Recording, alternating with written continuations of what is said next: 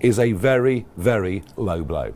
Why? Well, this language will incite and encourage the radical left. I'm thinking of Antifa and other organisations like that. It directly threatens the safety of our elected officials and our campaigners. And frankly, in the wake of the Charlie Kirk murder, I think this is an absolute disgrace. I used to think the Prime Minister was a decent man, somebody that I could talk to and chat to. We might disagree on worldview, but I thought he was a profoundly decent human being. I am completely shocked at his behaviour. I hope when he wakes up tomorrow morning, he feels ashamed of what he has done.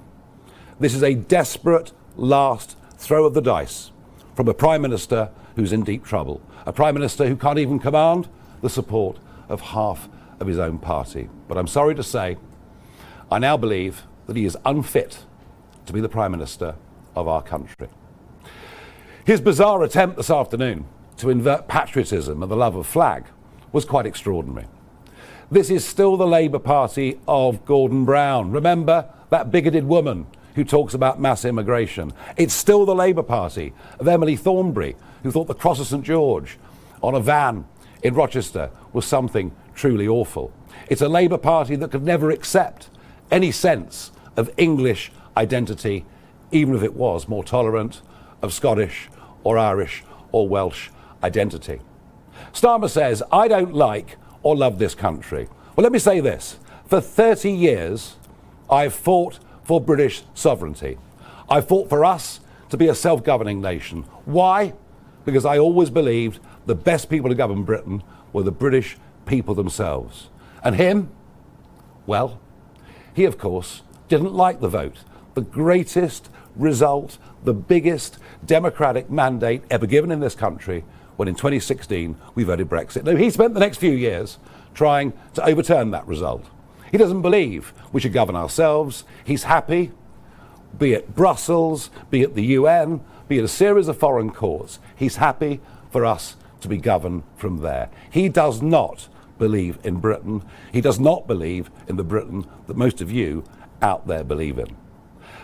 And his total level of denial over broken Britain is quite extraordinary. We all know the roads are clogged in a way they never were before. We all know you can't get a GP appointment. We all know that crime is out of control. So much so that here in London, men don't wear watches, women don't wear jewellery, and don't get your mobile phone out, otherwise somebody on a moped will take it. Britain is broken and it needs fixing. And our vision for the future is the positive one. We believe that we can do it. This Labour conference lacks any vision, and we are going to continue, I'm sorry to say, in economic, social and cultural decline. But Starmer is right about one thing. We are facing a big fork in the road. He is a human rights lawyer who will bow down to foreign courts and to outdated treaties. And he has no idea of the division that open borders have caused within our communities, or indeed the anger and a sense of unfairness that people feel over two-tier policing and two-tier justice under two-tier care. What he and the rest don't understand, and the reason we're leading in the polls, is this country has had enough of a failing, gutless political class. It wants real change. Now look, I'm not a vindictive person in any way at all, but reform will teach Keir Starmer and the Labour Party a lesson next May.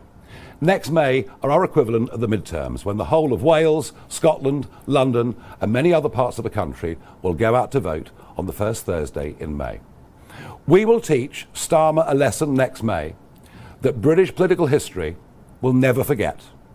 I am now, as a result of this week and the abuse that has been heaped upon our supporters and our voters, more determined than ever.